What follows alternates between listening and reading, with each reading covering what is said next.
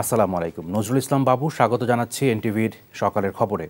Crown cement শিরোনাম দেখছিলেন, এবার পুরো খবর। তথাকথিত গণতন্ত্রের মোড়কে একনায়কতান্ত্রিক স্বৈরশাসনের বিরুদ্ধে দেশের জনগণের অনাস্থার অনন্য এক উদাহরণ হয়ে রইল বিদায়ী 2024। ছাত্র জনতার অভ্যুত্থানের মধ্য দিয়ে সৃষ্ট অনুকূল পরিবেশে রাষ্ট্র সংস্কারের পাশাপাশি দল ও ব্যক্তিরও সংস্কার জরুরি, এমন মত বিশেষজ্ঞদের। তারা বলছেন, জনগণের কাছে জবাবদিহিতা নিশ্চিত করার সততা তৈরি না হলে সবই ভেস্তে যাবে। হাসান মাহমুদের রিপোর্ট।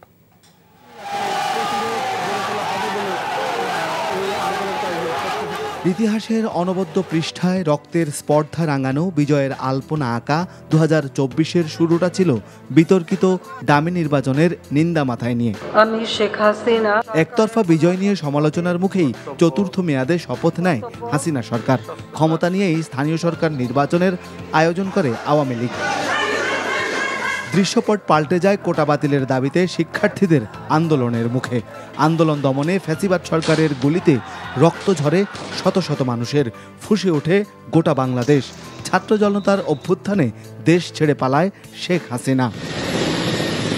নোবেল বিজয়ী ডক্টর মোহাম্মদ ইউনূসের নেতৃত্বাধীন সরকারের প্রথম 5 মাসে বেশ কিছু কমিশন গঠনের মধ্য দিয়ে রাষ্ট্র সংস্কারের ইতিবাচক বার্তা দেয়া হয়। কিছুটা দম পায় অর্থনীতি, তবে সংখ্যালঘু ইস্যুসহ নানামুখী আন্দোলনও ঠেকাতে হয় নতুন সরকারকে। অন্যদিকে 31 দফা রাষ্ট্র সংস্কার নিয়ে নতুন বাংলাদেশ গড়ার ইতিবাচক বার্তা দেয় জাতীয়তাবাদী দল বিএনপি। আমাদের নির্মাণ করতে হবে এক সমৃদ্ধ বাংলাদেশ। জামায়াতে ইসলামের পক্ষ থেকেও তুলে ধরা হয় সংস্কার প্রস্তাব, তবে পরিবর্তিত পরিস্থিতিতে ভয়াবহ চাপের মুখে পড়ে জাতীয় পার্টি সহ আওয়ামী লীগের মিত্ররা। আন্দোলনকারী শিক্ষার্থীদের নতুন দল গঠনের উদ্যোগ আলোচনা ও সমালোচনা দুটোরই জন্ম দেয়। বিশেষজ্ঞরা মনে করেন, রাষ্ট্রে যেমন সংস্কার জরুরি, তেমনি জরুরি দলেও।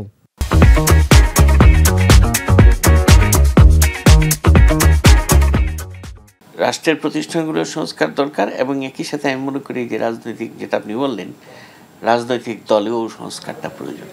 দলগুলোকে গণতান্ত্রিক করাটা খুব জরুরি। আমাদের সমস্যা ছিল তো এগুলোর চরম দলীয়করণ। এরা এত পক্ষপাত দুষ্ট, এরা নিজেরাই এই যে একটা সরকারের ক্ষমতা টিকে রাখার জন্য সর্বশক্তি নিয়োগ করেছে।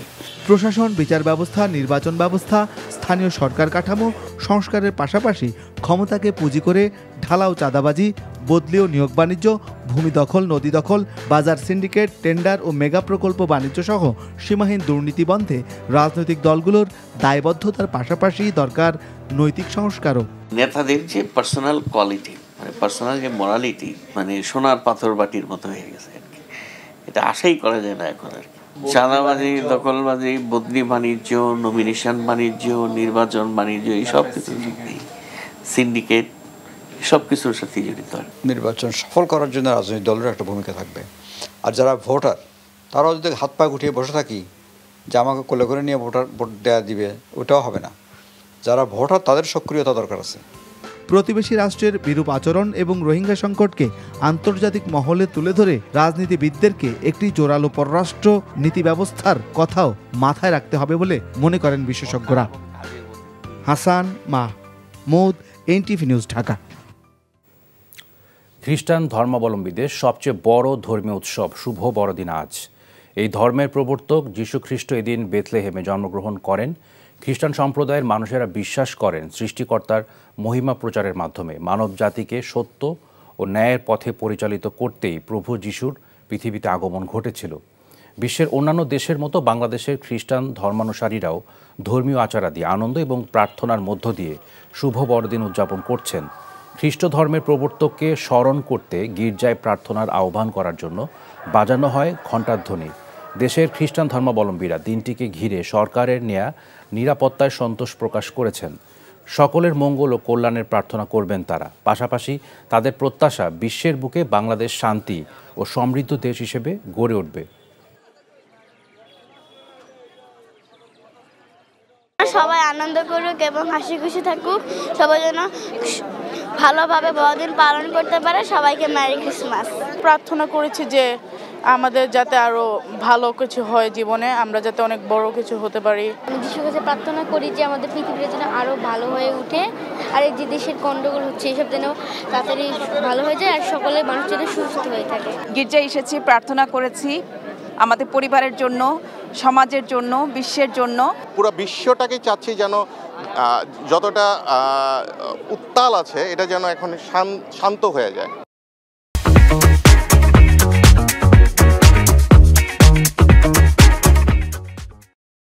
খ্রিস্টান সম্প্রদায় সহ সকলকে মানবতার মহান ব্রতে উদ্বুদ্ধ হয়ে দেশের উন্নয়নে এগিয়ে আসার উদাত্ত আহ্বান জানিয়েছেন প্রধান উপদেষ্টা ডক্টর মোহাম্মদ ইউনূস। বড়দিন উপলক্ষে মঙ্গলবার রাষ্ট্রীয় অতিথি ভবন যমুনায় খ্রিস্টান সম্প্রদায়ের প্রতিনিধিদের সঙ্গে শুভেচ্ছা বিনিময়ের সময় তিনি কথা বলেন।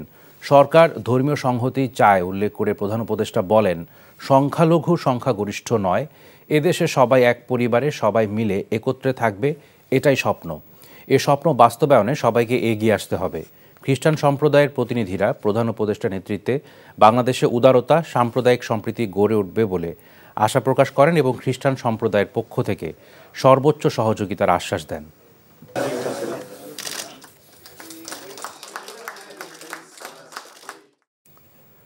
এদিকে বড়দিন ঘিরে নিরাপত্তা জোরদার করা হয়েছে বলে জানিয়েছেন সেনাপ্রধান জেনারেল ওয়াকারুজ্জামান।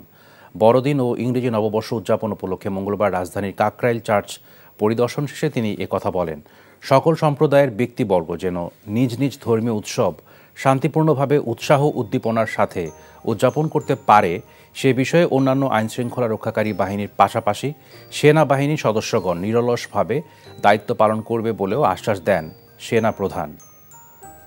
খ্রিস্টান সম্প্রদায়কে শুভেচ্ছা জানাচ্ছি। আপনারা নির্দ্বিধায় আপনাদের এই পরব উদযাপন করবেন।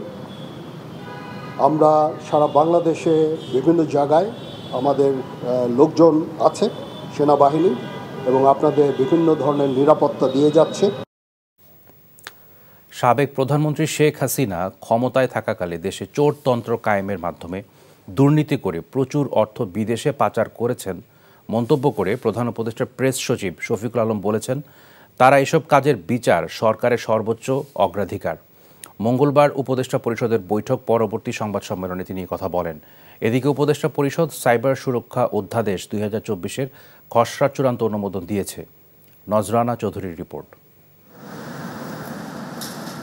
অন্তর্বর্তীকালীন সরকারের প্রধান উপদেষ্টা অধ্যাপক মোহাম্মদ ইউনূসের সভাপতিত্বে উপদেষ্টা পরিষদের বৈঠক অনুষ্ঠিত হয়। প্রধান উপদেষ্টার তেজগাঁও কার্যালয়ে অনুষ্ঠিত বৈঠকে পদোন্নতি বঞ্চিত 764 জন সরকারি কর্মকর্তাকে ভূতাপেক্ষ সুবিধা প্রদান, দক্ষিণ কোরিয়ার সাথে অর্থনৈতিক অংশীদারিত্ব চুক্তি, গণভবনে জাদুঘর প্রতিষ্ঠা বিষয়ে আলোচনা হয়। একই সাথে সাইবার সুরক্ষা অধ্যাদেশ 2024-এর খসড়ার চূড়ান্ত অনুমোদনও দেওয়া হয় এই বৈঠকে। নতুন যে সাইবার সুরক্ষা যে অধ্যাদেশ, এটার মাধ্যমে যেরকম সাইবার স্পেসও যেরকম সুরক্ষিত হবে আমাদের সমস্ত ভালনারেবল পিপলের জন্য, সমস্ত মানুষের জন্য, ঠিক অ্যাট দ্য সেম টাইম এটা আমাদের মিডিয়া ফ্রিডমকে প্রোটেক্ট করবে। এটা কোনোভাবেই আপনার স্বাধীনতাকে সংকুচিত করবে না। আমি এটা একটু নিশ্চিত, এটার বিষয়ে আপনি নিশ্চিত থাকতে পারেন। যেটা হয়েছে যে আগের যেগুলো কন্ট্রোভার্সিয়াল যেগুলো ক্লজ ছিল আগে সাইবার সিকিউরিটি অ্যাক্টের, সেগুলো সবগুলোকে বাদ দেওয়া হয়েছে। সাবেক প্রধানমন্ত্রীর বিরুদ্ধে আন্তর্জাতিক অপরাধ ট্রাইব্যুনালের জারি করা গ্রেপ্তারি পরোয়ানার ভিত্তিতে তাকে ভারত থেকে দেশে ফিরিয়ে আনার চেষ্টা চলছে বলে জানান প্রেস সচিব। একই সাথে তার বিরুদ্ধে ওঠা নানা দুর্নীতির অভিযোগের বিষয়ে সরকার সর্বোচ্চ অগ্রাধিকার দিয়ে তদন্ত করছে বলেও জানান তিনি। শেখ হাসিনা বিচারের সম্মুখীন হবেন। আমরা দেখেছি যে তার ক্রাইমগুলো ভয়াবহ, মানে গত 15 বছরে যেই ধরনের ক্রাইমগুলো হয়েছে বাংলাদেশে, এটা তো চিন্তা করা যায় না। এবং পুরো পৃথিবী এখন হঠাৎ করে ঘুমের থেকে উঠে দেখছে যে তার ক্রাইমটা কি ছিল। এটা নিয়ে আমাদের খুবই টপ প্রায়োরিটিতে এটা। আপনি জানেন উনি একটা চোরতন্ত্র এখানে জারি করেছিলেন। তো সেই চোরতন্ত্রে কারা কারা আসলে তার সাথে এই মহাচুরিতে জড়িত ছিল, এটা বাংলাদেশের মানুষ জানতে চায় এবং এটা জানানোটা আমাদের একটা নৈতিক দায়িত্ব। সিরিয়াসলি এটা আমরা ইনভেস্টিগেট করছি। গণমাধ্যমে দেশের আইনশৃঙ্খলা পরিস্থিতি নিয়ে যে ধরনের খবর উঠে আসছে তা তথ্য সমৃদ্ধ নয় বলেও মন্তব্য করেন প্রধান উপদেষ্টার প্রেস সচিব। নজরানা চৌধুরী, এনটিভি নিউজ, ঢাকা। পতিত স্বৈরাচার শেখ হাসিনাকে দেশে ফেরাতে ভারতকে দেয়া চিঠির উত্তরের অপেক্ষায় আছে বাংলাদেশ বলে জানিয়েছে পররাষ্ট্র মন্ত্রণালয়। মঙ্গলবার সাপ্তাহিক ব্রিফিংয়ে পররাষ্ট্র মন্ত্রণালয়ের মুখপাত্র রফিকুল আলম একথা বলেন। প্রত্যর্পণ দীর্ঘমেয়াদী প্রক্রিয়া উল্লেখ করে বলেন, শেখ হাসিনাকে ফেরত চেয়ে পাঠানো চিঠির উত্তরের জন্য দিল্লিকে তাগিদ দেওয়া হবে। অন্যদিকে জুলাই আগস্ট সহিংসতা তদন্তে জাতিসংঘকে ঠিক সময়ে তথ্য না দেওয়ার কথা স্বীকার করে তিনি বলেন, বিভিন্ন সেক্টর থেকে তথ্য পেতে বিলম্ব হয়েছিল। জানান, প্রবাসীদের সেবা এবং কূটনৈতিক সক্ষমতা বাড়াতে নিউজিল্যান্ডের অকল্যান্ডে বাংলাদেশ হাইকমিশন স্থাপনের সিদ্ধান্ত নেওয়া হয়েছে। 10,000 বাংলাদেশি এখানে আছে। কূটনৈতিক পত্রটা হস্তান্তর করা হয়েছে এবং এখন পর্যন্ত আমাদের জানা মতে সরকারি চ্যানেলে আমরা কোনো উত্তর পাইনি। এই মুহূর্তে এটা নিয়ে কোনো মন্তব্য আমরা করব না, বরঞ্চ আমরা অপেক্ষা করব ভারত সরকারের উত্তরের জন্য। সেই উত্তরের উপর ভিত্তি করে বাংলাদেশ সরকারের পরবর্তী পদক্ষেপ নির্ধারিত হবে। এটা যতটুক সময় দুই দেশের সরকার মনে করবে যে এটা কারেক্ট, তারা সেভাবেই ডিসাইড করবে।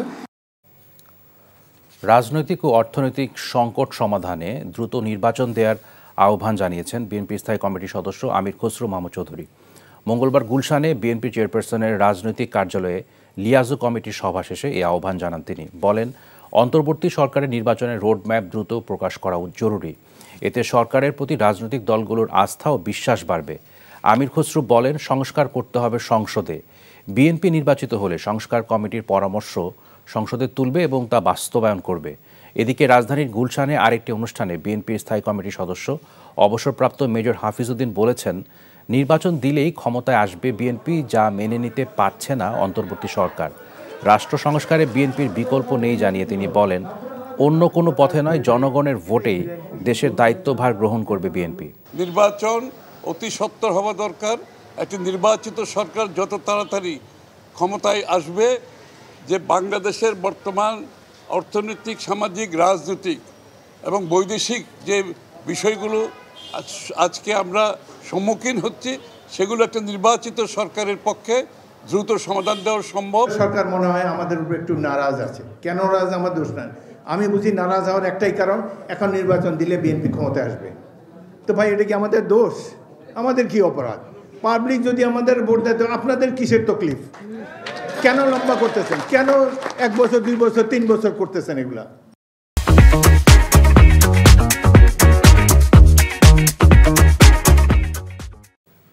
জামাতে ইসলামীর আমির ডাক্তার শফিকুর রহমান বলেছেন, জামাত ক্ষমতায় গেলে পিলখানা হত্যাকাণ্ড সহ খুন, গুম, শাপলা চত্বরের পরিকল্পিত হত্যার বিচার করা হবে। তিনি বলেন, চাঁদাবাজি, সন্ত্রাস, দখলদারিত্ব বন্ধ করে সমৃদ্ধশালী দেশ গড়া হবে। মঙ্গলবার গাইবান্ধা ইসলামিয়া উচ্চ বালক বিদ্যালয় মাঠে জেলা জামাতের কর্মী সম্মেলনে এসব কথা বলেন জামাত আমির। জেলাভিত্তিক উন্নয়নের তালিকা থেকে গাইবান্ধা যেন বঞ্চিত না হয়, এ ব্যাপারে সরকারের কাছে দাবি জানান তিনি। জেলা জামাতের আমির আব্দুল করিম সরকারের সভাপতিত্বে সমাবেশে দলের সহকারী সেক্রেটারি জেনারেল মাওলানা আব্দুল হালিম সহ অন্যরা উপস্থিত ছিলেন। পরে বিকেলে রংপুরের মিঠাপুকুর কলেজ মাঠে পথসভায় দলের আমির বলেন, মানবিক বৈষম্যমুক্ত দেশ গড়তে চায় জামাতে ইসলামী। আমরা একটা গর্বের বাংলাদেশ চাই, আমরা একটা অহংকারের বাংলাদেশ চাই। এই বাংলাদেশ গড়া হবে শহীদদের রক্তের প্রতি সম্মান দেখানোর বাস্তব নমুনা ইনশাআল্লাহ। চাঁদাবাজি বন্ধ করতেই হবে, দখলদারি ছেড়ে দিতে হবে, অফিস, আদালত, মিল, ফ্যাক্টরি, ইন্ডাস্ট্রি, কোর্ট কাছারি সব জায়গা থেকে ঘুষ নির্মূল করতে হবে, বৈষম্য দূর করতে হবে। বিডিআর হত্যাকাণ্ড তদন্তে জাতীয় স্বাধীন তদন্ত কমিশন গঠন করে প্রজ্ঞাপন জারি করেছে সরকার। 7 সদস্যের এই কমিটির প্রধান করা হয়েছে বিডিআরের সাবেক মহাপরিচালক অবসরপ্রাপ্ত মেজর জেনারেল ALM ফজলুর রহমানকে। মঙ্গলবার মন্ত্রিপরিষদ বিভাগ থেকে এ সংক্রান্ত প্রজ্ঞাপন জারি করা হয়। কমিশনকে 90 দিনের মধ্যে প্রতিবেদন দাখিলের সময় দেওয়া হয়েছে। কমিশনের অন্য সদস্যরা হলেন অবসরপ্রাপ্ত মেজর জেনারেল জাহাঙ্গীর কবির তালুকদার, অবসরপ্রাপ্ত ব্রিগেডিয়ার জেনারেল সাইদুর রহমান, অবসরপ্রাপ্ত যুগ্ম সচিব মুন্সি আলাউদ্দিন আল আজাদ, অবসরপ্রাপ্ত DIG doctor M Akbar Ali, Dhaka বিশ্ববিদ্যালয়ের রাষ্ট্রবিজ্ঞান বিভাগের সহযোগী অধ্যাপক শরীফুল ইসলাম ও জগন্নাথ বিশ্ববিদ্যালয়ের শিক্ষা ও গবেষণা ইনস্টিটিউটের সহকারী অধ্যাপক শাহনেওয়াজ খান চন্দন। কানাডা যেতে দেয়া হলো না বিজিবির সাবেক মহাপরিচালক অবসরপ্রাপ্ত লেফটেন্যান্ট জেনারেল মইনুল ইসলামকে। মঙ্গলবার হজরত শাহজালাল আন্তর্জাতিক বিমানবন্দর দিয়ে স্ত্রীসহ কানাডায় যাচ্ছিলেন বিজিবির সাবেক মহাপরিচালক মইনুল ইসলাম। এ সময় তাকে আটকে দেয় ইমিগ্রেশন পুলিশ। পরে নিজ জিম্মায় ছেড়ে দেয়া হলে বিমানবন্দর ত্যাগ করেন মইনুল। বিডিআর বিদ্রোহের পর বাহিনীর মহাপরিচালকের দায়িত্ব পান মেজর জেনারেল মইনুল ইসলাম। বিদ্রোহের তদন্ত, বিচার এবং বাহিনীর নাম ও পোশাক পরিবর্তন হয়ও মইনুলের দায়িত্ব পালনকালীন সময়ে। তবে তার বিরুদ্ধে সুনির্দিষ্ট অভিযোগ না থাকায় ছেড়ে দেওয়া হয়েছে বলে জানায় ইমিগ্রেশন পুলিশ। পদ্মা সেতু দুর্নীতি ও ষড়যন্ত্র মামলার পুনরায় তদন্তের সিদ্ধান্ত নিয়েছে দুর্নীতি দমন কমিশন দুদক। এছাড়াও সাবেক প্রধানমন্ত্রী শেখ হাসিনার বিরুদ্ধে নভ থিয়েটার দুর্নীতি মামলা পুনরায় তদন্তের সিদ্ধান্ত নিয়েছে সংস্থাটি। মঙ্গলবার রাজধানীর সেগুনবাগিচায় ব্রিফিংয়ে এসব কথা জানান দুদক মহাপরিচালক আক্তার হোসেন। দুদক জানায়, পদ্মা সেতু দুর্নীতি ষড়যন্ত্র মামলার পুনরায় তদন্ত শুরু করেছে দুদক। এদিকে দুদকের অনুসন্ধান দল জানিয়েছে ৮ প্রকল্পে শেখ হাসিনার ২১,০০০ কোটি টাকা লোপাটের তদন্তে প্রধান উপদেষ্টা সচিব বরাবর তথ্য চেয়ে চিঠি দেওয়া হয়েছে। প্রশ্নের জবাবে দুদক মহাপরিচালক বলেন, অনুসন্ধান দলের সদস্যরা দালিলিক প্রমাণ সংগ্রহের জন্য বিভিন্ন দফতরে চিঠিপত্র দিচ্ছেন। এই বিষয়ে ইতিপূর্বে আমরা আপনাদেরকে ব্রিফ করেছি। এটা অনুসন্ধান কমিটি গঠন করা হয়েছে এবং অনুসন্ধান দলের সদস্যরা দালিলিক প্রমাণাদি সংগ্রহের জন্য বিভিন্ন দপ্তরে পত্র লিখছেন। এটা তাদের অনুসন্ধান কাজের অংশ। দেশের জাহাজ নির্মাণ শিল্প অনেকটা থমকে আছে। এর কারণ নির্মাতাদের আর্থিক ক্ষেত্রে জটিলতায় জড়িয়ে পড়া। এক্ষেত্রে সরকারের সহায়তায় শিল্পটি ঘুরে দাঁড়াতে পারে বলে জানান শিপ ইয়ার্ড মালিকরা। দেশের জাহাজ নির্মাণ শিল্প নিয়ে চট্টগ্রামের শামসুল হক হায়দরীর পাঠানো 2 পর্বের আজ দেখুন শেষ পর্ব। ক্যামেরায় ছিলেন সুমন গোস্বামী। বাংলাদেশে গড়ে উঠেছে দক্ষ জাহাজ নির্মাণ শ্রমিক। বিদেশি শ্রমিকদের তুলনায় এদের পারিশ্রমিক তুলনামূলক কম হলেও যা পায় তাদের সন্তুষ্ট।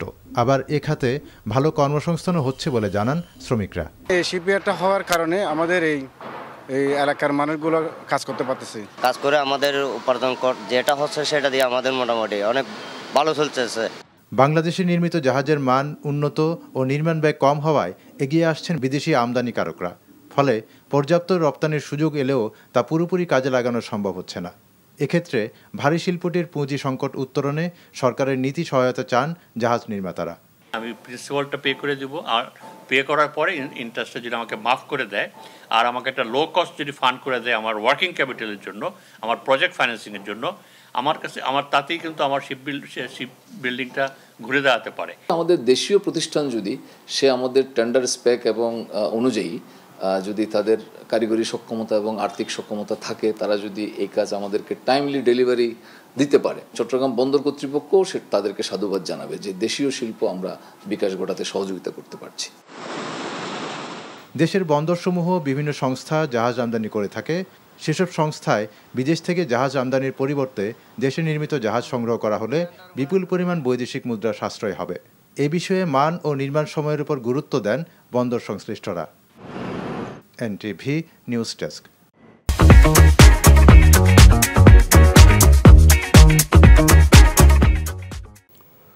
দেশে তথ্য প্রযুক্তি খাতে বিগত 15 বছরে অপ্রয়োজনীয় অনেক প্রকল্প হাতে নেওয়া হয়েছে, যেগুলো এখন বাতিল করলে সরকারের প্রায় 7,000 কোটি টাকা সাশ্রয় করা সম্ভব বলে মনে করছে তথ্য প্রযুক্তি বিভাগের অনিয়ম দুর্নীতি তদন্তে গঠিত কমিটি। মঙ্গলবার আইসিটি বিভাগের সচিব শীষ হায়দার চৌধুরী একথা জানান। বলেন, তদন্ত কমিটির রিপোর্ট গত রোববার তথ্য প্রযুক্তি উপদেষ্টা নাহিদ ইসলামের কাছে দেয়া হয়। 1 সপ্তাহের মধ্যেই অপ্রয়োজনীয় ওইসব প্রকল্প বাতিল হবে। সচিব বলেন, আওয়ামী লীগ সরকার দুর্নীতি ও লুটপাটের জন্য তথ্য প্রযুক্তি বিভাগের এসব প্রকল্প হাতে নেয়। ইতিমধ্যে গত 2 মাসে এই মন্ত্রণালয় থেকে প্রায় 1800 কোটি টাকা সাশ্রয় করা হয়েছে বলেও জানান আইসিটি সচিব। যেখানে বিজনেস কেস নাই সে জায়গাগুলোকে প্রকল্প স্থান হিসাবে সিলেক্ট করা হয়েছে এবং কনস্ট্রাকশন হয়ে গেছে। যেমন আপনি যদি নাটোরের সিংড়ায় যান, ওখানে যে দেখবেন যে বিশাল অট্টালিকা, সুন্দর অট্টালিকা, মানে সুরম্য অট্টালিকা যেটাকে আমরা বলবো, এটা হয়ে গেছে।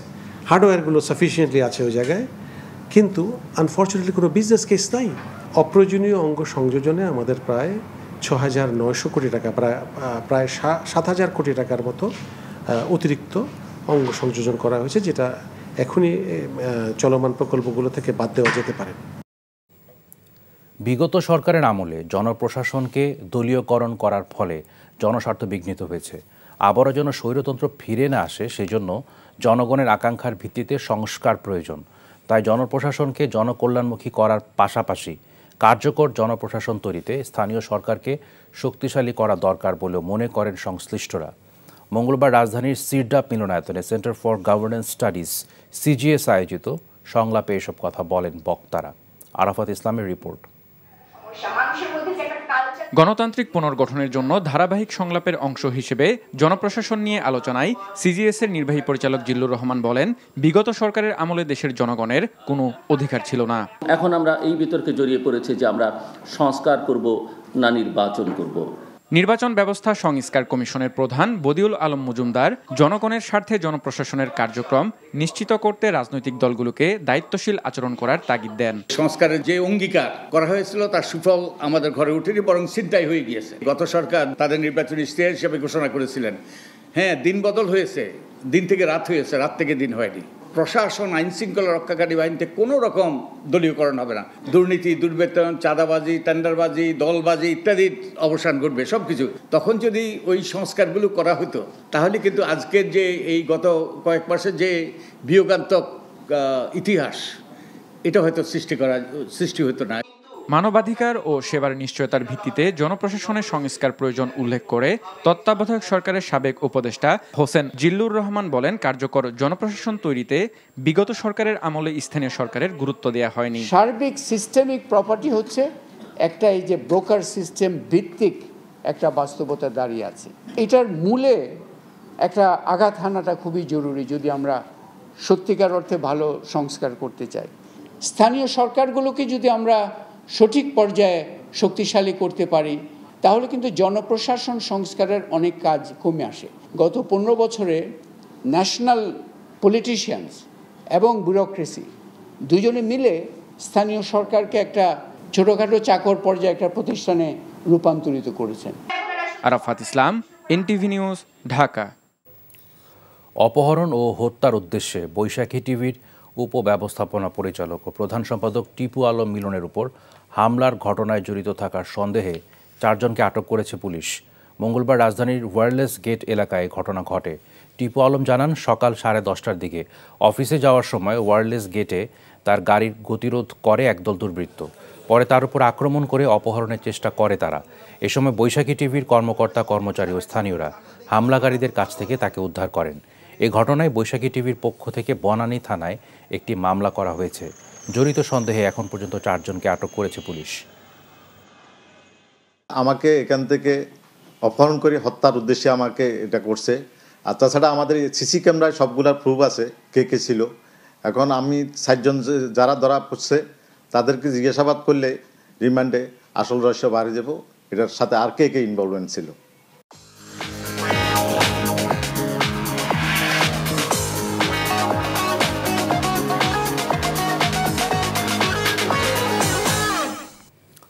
নগদ নিবেদিত অর্থনীতির খবর।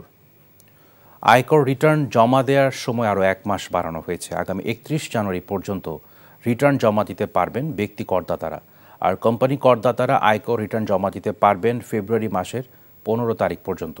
এমন সিদ্ধান্ত নিয়ে জাতীয় রাজস্ব বোর্ড এ ব্যাপারে পৃথক 2টি আদেশ জারি করেছে। গণমাধ্যমে পাঠানো বিজ্ঞপ্তিতে বলা হয়, আয়কর আইন অনুযায়ী 2024-25 কর বর্ষের জন্য কোম্পানি ছাড়া সব শ্রেণীর করদাতার আয়কর রিটার্ন দাখিলের শেষ দিন ছিল আগামী 31 ডিসেম্বর। সময় বাড়ানোর ফলে অফলাইন ও অনলাইন উভয় প্রকার রিটার্ন দাখিলের ক্ষেত্রে কোম্পানি ব্যতীত সব করদাতা জরিমানা ছাড়া 31 জানুয়ারি পর্যন্ত রিটার্ন দাখিল করতে পারবেন। এই ছিল সকালের খবরে। এই খবরের ভিডিও সহ আপডেট জানতে ভিজিট করুন এনটিভি অনলাইন www.ntvbd.com। এছাড়াও এনটিভির জনপ্রিয় সব অনুষ্ঠান ও খবরের আপডেট জানতে ভিজিট করুন আমাদের ইউটিউব ও ভেরিফাইড ফেসবুক পেজ। ধন্যবাদ সবাইকে।